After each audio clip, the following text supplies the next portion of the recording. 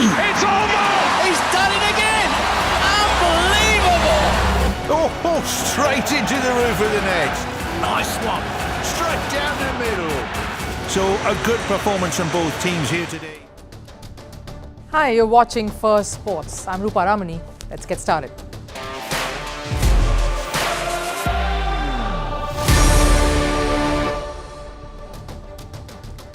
Today's show is all about pride, reputation and legacy, words that form the cornerstone for sporting success.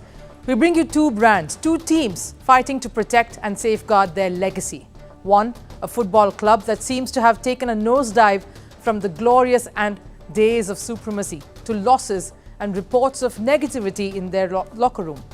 The other, an F1 team that has been a rock-solid franchise for decades now, but will some allegations following a horrid season pull them down. And then there is the reputation of the legacy an individual sportsperson strives to achieve.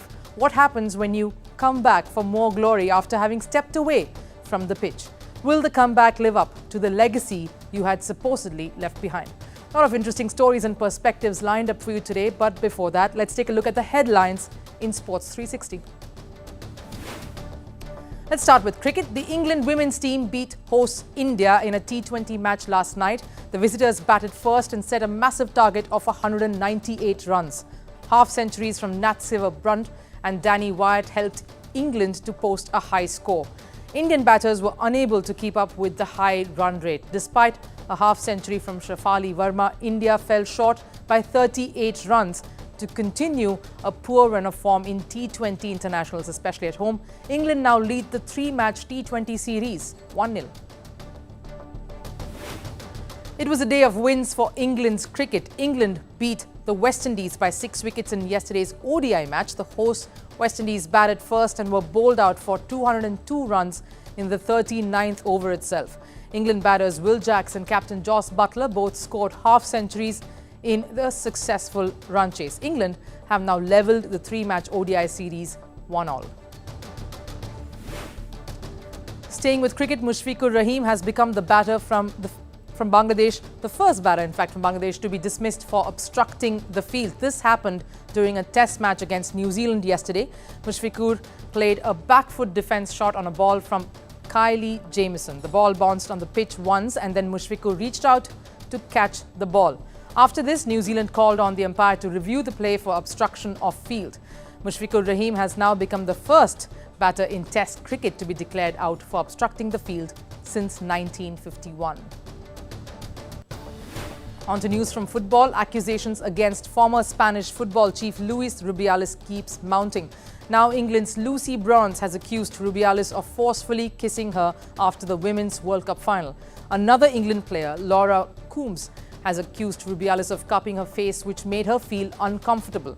Rubiales is already on trial for kissing Spanish player Jenny Hermoso without her consent after that World Cup final. And in tennis, Karolina Wozniacki has received a wild-card entry for the 2024 Australian Open Grand Slam. She's set to make her comeback at the Melbourne Park after a gap of 4 years. 33-year-old Wozniacki is a former Australian Open champion, having won the title back in 2018. Now, if there's a football team in the Premier League whose legacy is known worldwide, then it's most likely Manchester United. Some of the greats of football like David Beckham, Cristiano Ronaldo and Alex Ferguson have been associated with this club in the past. There was a time when Red Devil fever swept across Asia and Africa. Manchester United had the highest fan following outside Europe. It was even declared the most popular football club in the world with a fan base of over 1 billion people. Apart from a big fan base, United have been a success at the Premier League. They have been crowned league champions a record 13 times.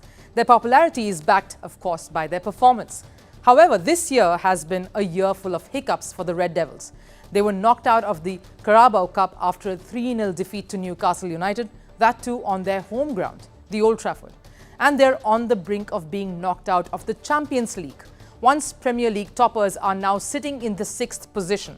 At least 5 starters of the Red Devils have been sidelined due to injuries. Add to that, there's been a lot of chatter of lack of camaraderie and just plain bad blood in the locker room. There are reports that the players aren't happy with their manager, Erik ten Hag. There have been multiple instances that has been reported of Hag ruffling the feathers and there's being a growing rift between the manager and some of the players. So much so that there are camps in the locker room and growing dissent. And it has been these reports which seem to have irked Ten Hag. Manchester United have imposed a controversial ban on 4 media outlets. That's the latest developments. They will not be allowed to attend press conferences that Ten Hag will hold. The ban was imposed because Ten Hag feels that the media has been going behind his back and approaching United players for comments without getting the questions cleared first. Here's what Erik ten Hag had to say about the ban. But they should come to us first and not go around in our back, printing articles. That's not the right thing. I think we have another relationship, and then they can, if they should give that to us beforehand, we have a normal and a professional discussion and debate about it. Now, Ten Hag isn't wrong either. Maybe some boundaries were crossed. Premier League can become quite a fanatical space. And the media has always played a big part in creating such flare-ups. When Ten Hag was asked whether the players were unhappy with his leadership, he was quick to play down the reports. If the players have a different opinion, of course I will listen. But they haven't told me. Or, maybe one or two. But it's about, so in general, so the majority, they want to play like this, proactive, dynamic, brave. That is what they want. They haven't told him yet, to maybe one or two. Quite a muddled response that from Hag. There is no doubt that Manchester United is going through a confusing phase, one of its roughest patches till date. They have taken in young talent. The team culture is still developing. Manager Erik ten Hag has spent close to a year and a half at the club, and he agrees that United are yet to find their rhythm. We are on the journey, on the route.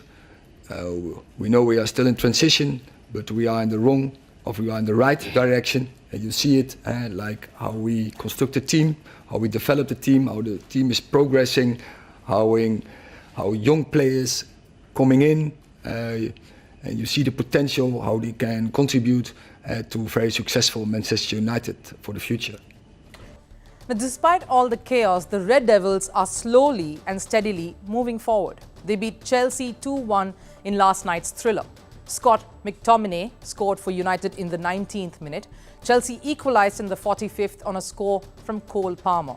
In the second half, McTominay scored his double to seal the win for Man United in the 69th minute. Was this a consolatory win for the Red Devils? Or have Erik ten Hag and his men found their way back? Now, the Premier League season is nearing its halfway mark. Will United spring back to glory, or will they drown in all the noise? The relationship between players and the manager at Manchester United post the Ferguson era has been a tenuous one. The question is, will Erik ten Hag be able to stand his ground, douse the fire and forge something special that will eclipse all that's happened in his tenure so far? Now, in sports, it's almost never easy to say goodbye. The body may be pushing them to, but the mind always dithers. Very few know exactly when to call it quits. Most sportspersons don't have a fairy tale goodbye, and that's probably why the need to go back and get on a high. But what about those who hang up their boots only to return? With many, the return is bittersweet, like England cricketer Ben Stokes, who came out of retirement to play the ODI World Cup in 2023 in India, only to return having been part of England's worst World Cup campaign just yet. Now, some have, of course, a fairy tale story like former Pakistan cricketer Imran Khan, who retired after the 1987 World Cup to only come back and captain his team in the 1992 edition to lead his men in what would be Pakistan's lone ODI World Cup title till date.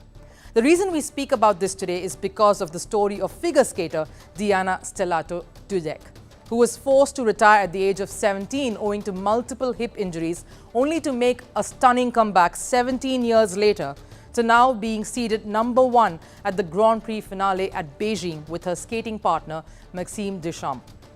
That is one truly stunning comeback story. But what have been some of the other notable ones that had left everyone awestruck? Some big names there. Take a look. The biggest comeback story has been that of Michael Jordan. He shocked the world announcing his retirement at the age of 30, just months after winning the NBA championship with the Chicago Bulls in 1993. Jordan made his return to the NBA in 1995, winning 3 more titles with the Bulls. George Foreman had called it quits in 1977 after losing to Jimmy Young. But the boxing champion made his comeback a decade later. He won a string of fights leading up to a knockout win over Michael Moorer to win the WBA and IBF heavyweight titles at the age of 45. Belgium tennis star Kim Clijsters called pause on her career in 2005 and then made her return in 2009 and won the US Open Grand Slam title as an unseeded wildcard entrant. She went on to defend her title the following year. She took another break in 2012 before coming back in 2020. One of the best comeback stories from retirement has been that of Michael Phelps. The swimmer retired after the 2012 London Olympics.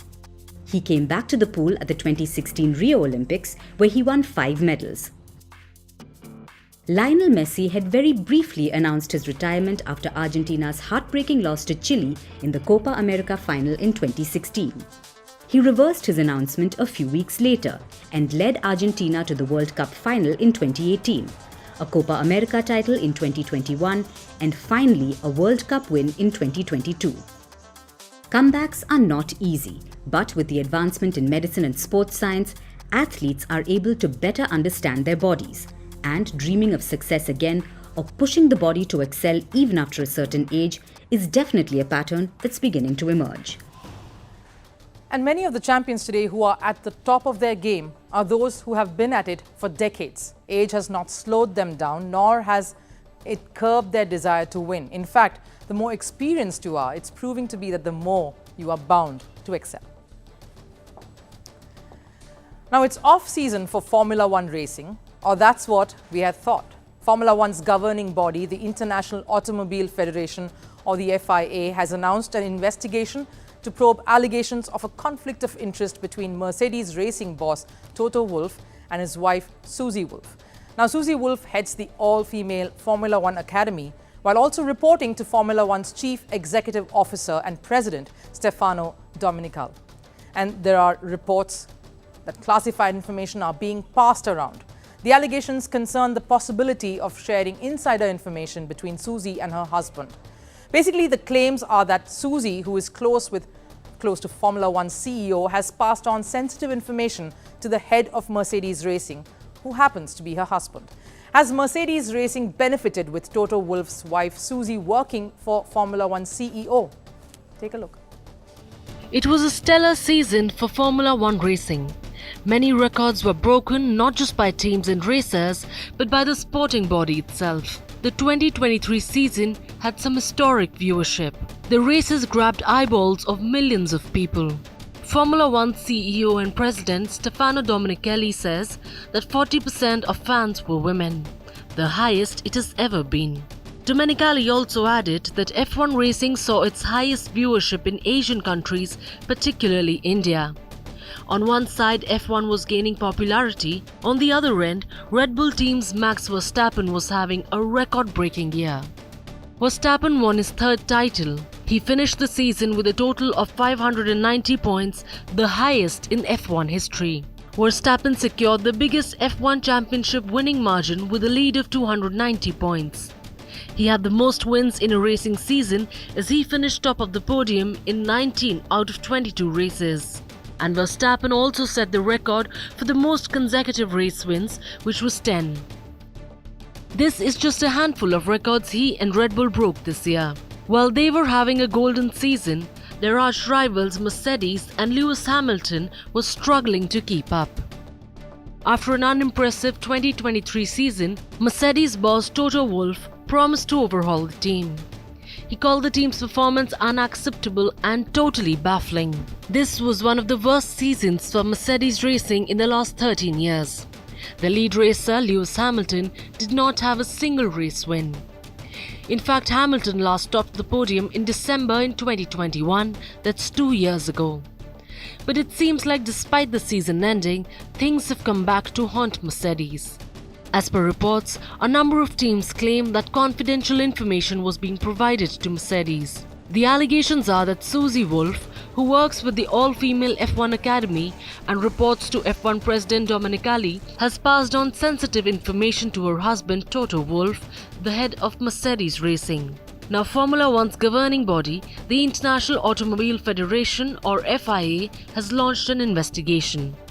They're probing the allegations of Mercedes Racing receiving insider information, and this has spread like wildfire in the racing community. Susie Wolff was the first to respond to the allegations. She took to her Instagram to announce her disappointment with the claims. I am deeply insulted but sadly unsurprised by the public allegations that have been made this evening. It is disheartening that my integrity is being called into question in such a manner, especially when it seems to be rooted in intimidatory and misogynistic behavior and focused on my marital status rather than my abilities. In the strongest possible terms, I reject this allegation. After Susie's strong messaging, Mercedes too rejected the claims of conflict of interest. Then, things took a different turn and all 9 teams put out a coordinated statement saying they never filed a complaint. We can confirm that we have not made any complaint to the FIA regarding the allegation of information of a confidential nature being passed between an F1 team principal and a member of F1 staff. We are pleased and proud to support F1 Academy and its managing director through our commitment to sponsor an entrant in our liveries from next season. The latest dispute comes amid growing rift between Formula One and FIA. They've been at loggerheads ever since Emirati Mohammed bin Sulayem took over as FIA president in 2021. And it looks like the FIA will follow through with the probe that is alleging possible cheating in Formula One, increasing hostilities between the two even further. As we wrap up today's show, we'd like to leave you with our parting shot or the last serve. We've seen a kayaker plunge down a waterfall, but today beats all of that. It's about an American wakeboarder, Brian Grubb.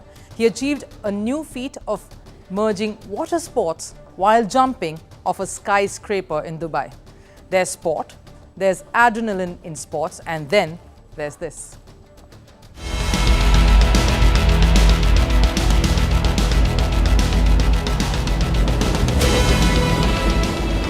Brian's off the ramp.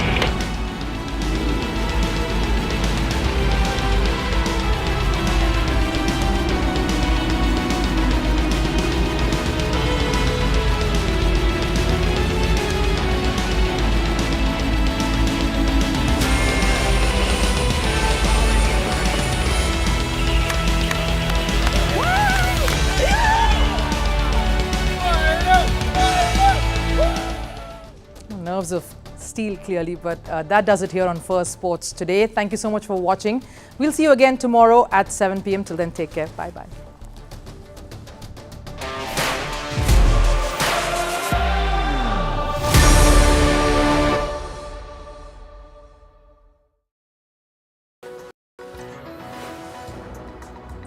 Hello and welcome to